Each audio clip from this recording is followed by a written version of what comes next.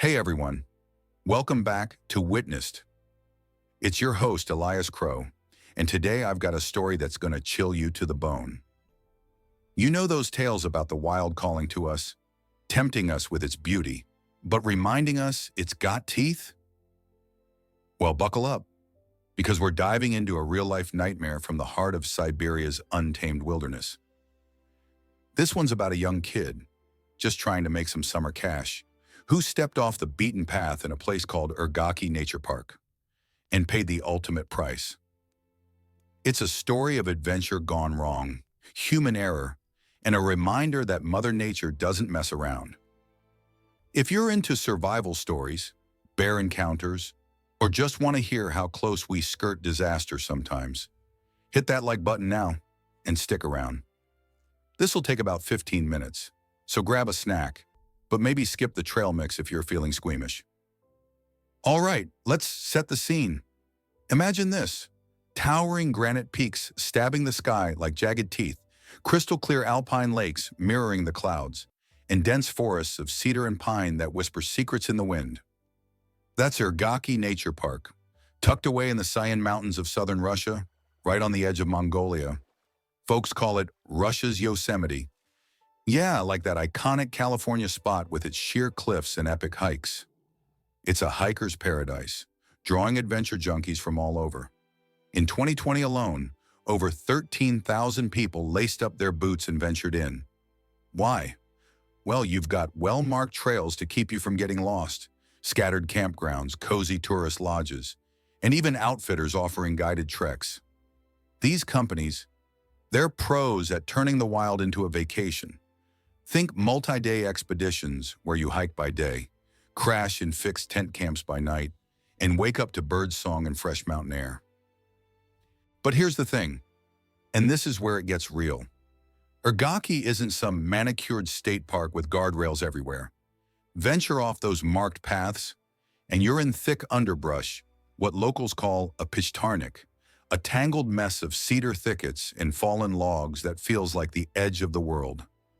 And lurking in those shadows, brown bears. Big, powerful ones.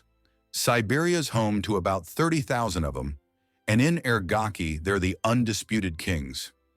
They're not usually out for blood. Most attacks are defensive, like if you stumble between a mama bear and her cubs, but get between a hungry male during mating season, or one that's starving after a brutal winter. Yeah, that's when things turn primal. Now zoom in on one of those outfitters operating in the park. They've got a base camp right by a stream whimsically named Bear Creek. Ironic, right? They run everything from quick 2-day jaunts to week-long epics. One of their star packages, Ergaki Backpack Free, sounds dreamy. No lugging your gear, just soaking in the views, snapping pics of wildflowers, and letting someone else sweat the heavy lifting. It covers tents, meals, guided hikes, and even accident insurance up to about $110,000. Ballpark? Around $360. Luxury wilderness, baby. But to make it all happen, they hire porters, think modern-day Sherpas, who schlep the food, tents, and supplies so you can play tourist. Enter our main guy. Let's call him Alex. He's 16, a high school kid from a nearby town, with that wide-eyed energy you have when summer break hits, and you're hunting for a gig that's way cooler than flipping burgers or stocking shelves, washing dishes in a diner. Nah. Hauling gravel on a construction site? Double nah. Alex stumbles on this porter job through local ads or word of mouth. Perfect for a teen who loves the outdoors. Hey, get paid to hike in paradise? Sign me up. His role? Strap on a 40 to 50-pound pack stuffed with grub and gear, and tag along behind paying groups. Legally, for minors, you've got to have parental okay, and no lifting over 33 pounds. Pay? Solid for a kid, about $40 for a standard load on a full-day trek. Overweight? Tack on $2.50 to $4 per extra pound. Not bad for romping through the woods, right? Alex jumps in, full of that teenage invincibility. Little does he know, this one's going to test every bit of it. Fast forward to Monday, June 21st, 2021. It's a crisp summer morning in Ergaki, sun filtering through the pines, birds chirping like nothing's amiss. Around 11 a.m., Alex shoulders his pack, heavy with canned goods, dried meats, and all the makings of camp meals that smell like heaven to us, but like a buffet to a bear. He waves goodbye to the base and heads out on what should be a routine route to link up with a commercial group at a downstream camp. The trail's marked, straightforward, maybe 5 to 6 miles of ups and downs. But Alex isn't with the main party. Sources differ here. Some say he was solo from the jump, others that he started with folks but lagged behind, that pack digging into his shoulders like a bad backpack from school. Either way, he's out there alone. And let me tell you, sending a kid solo through bear country, that's a red flag waving in the wind. Even on a groomed path, it's dicey. Bears hear you coming, usually steer clear. But alone? You're a sitting duck if something goes sideways. Alex pushes on, sweat beading, legs burning from the uneven terrain. The official trail snakes around ridges to avoid the roughest spots.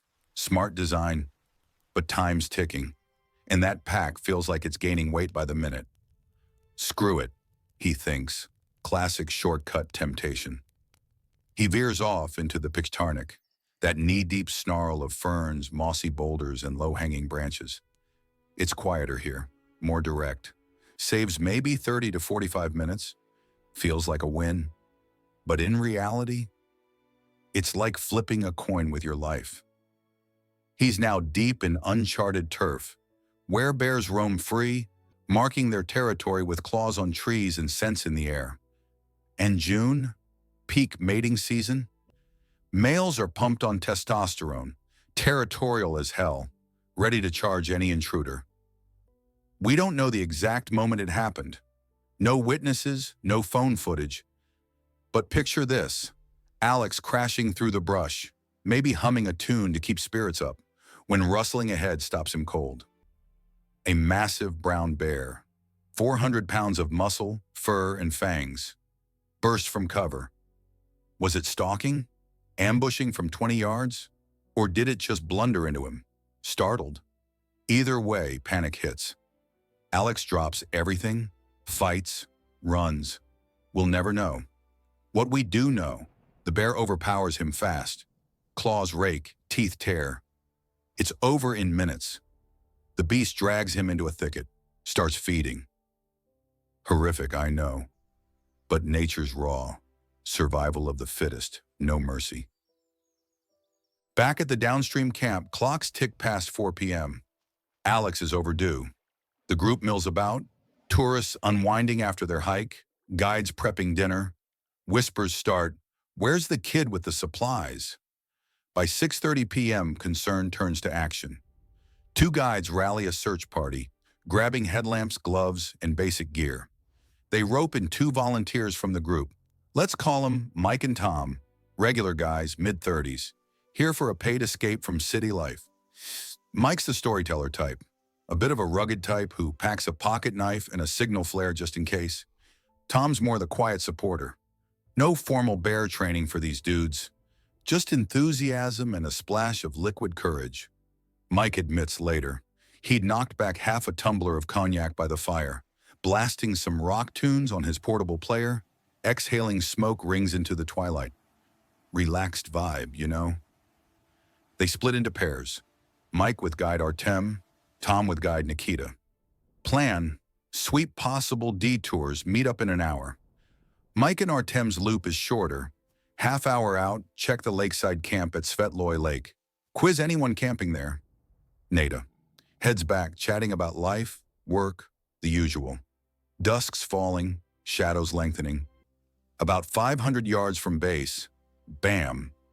Movement in the cedars to the left. Both freeze. There, 60 feet away, the bear. Massive, swaying side to side like it's sizing them up. Head low, ears back. Not charging yet, but that rhythmic bob. Classic bear sign of, back off, this is my turf. Mike's heart jackhammers. Don't move, he hisses to Artem. Fumbles for his whistle, a kid's toy from his pack, and blasts it. Nada. Raises arms, bellows like a drill sergeant. Bear picks up speed, closing the gap. Artem cracks first, bolts like a deer, backpack bouncing. Mike hesitates a split second, then follows, veering right into the brush. 10 strides in, WHAM. The bear slams him down, 400 pounds pinning him face first into the damp earth. Pain explodes. Claws shred his right glute, ripping to the bone. Mike screams, raw and primal. Artem! No answer. The beast on his back now, jaws snapping at his spine, tearing through jacket and flesh. Blood soaks everything, warm, sticky, mixing with dirt. Mike's world narrows to survival, the weight crushing his ribs, hot breath on his neck, that guttural growl. It crunches his left shoulder blade, flings him sideways like a rag doll. He hits the ground, gasping, mind flashing to the knife in his jacket pocket. Adrenaline surges. Fingers claw the zipper, yank it free. Thumb flicks the blade open. Left elbow digs in for leverage. Right hand reverses grip. The bear's still mauling, oblivious. Mike swings wild. Once, twice, aiming for the throat. Third, fourth. By the sixth, the blade sinks hilt deep. Fur parts, hot blood sprays. The bear roars but doesn't stop. Rips his palm, but Mike holds on. They thrash, beast versus man, a frenzy of claws and steel. Mike tires first, vision blurring, strength ebbing. This is it, he thinks. Goes limp, plays dead, head down, breath shallow. Seconds stretch to eternity. Then, shuffling. The bear disengages, lumbers off 10 feet, then 30 more, toward where Artem fled. It flops onto the trail, heaving, spent. Mike risks a peek, turns his head. The beast lies still, eyes half-lidded.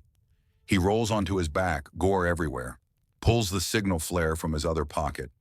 Hands shaking, he twists the striker. Nothing yet, just holds it like a talisman.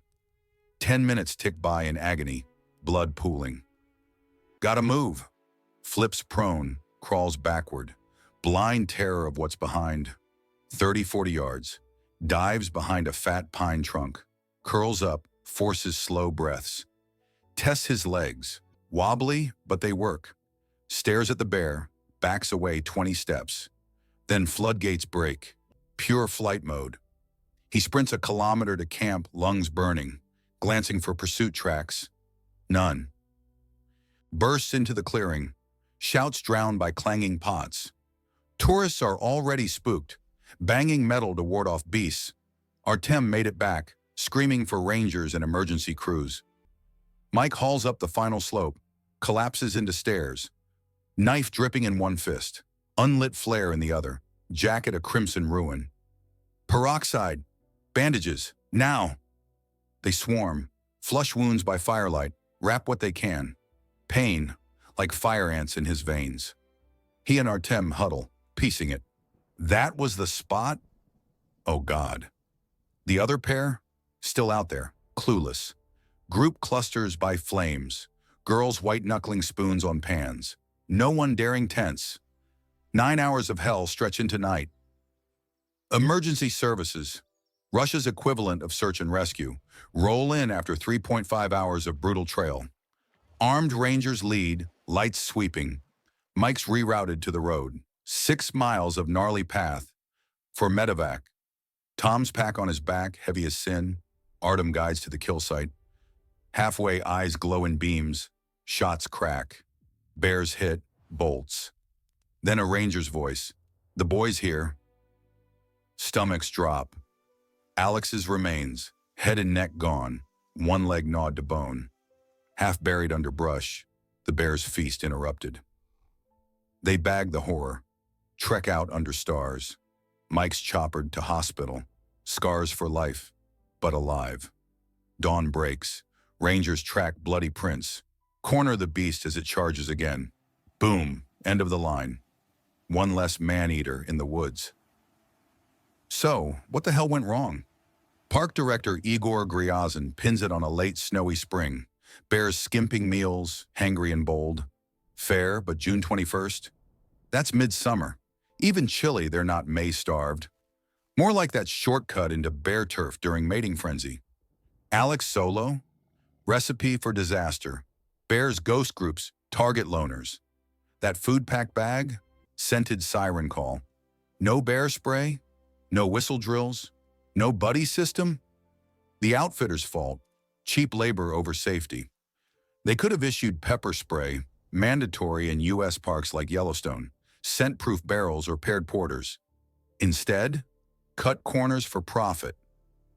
Legal fallout: cops charge negligence, no licensed guides, no route filings with rescuers, underage labor off books, fines hit, but the company's still booking tours by summer's end. Wild, huh?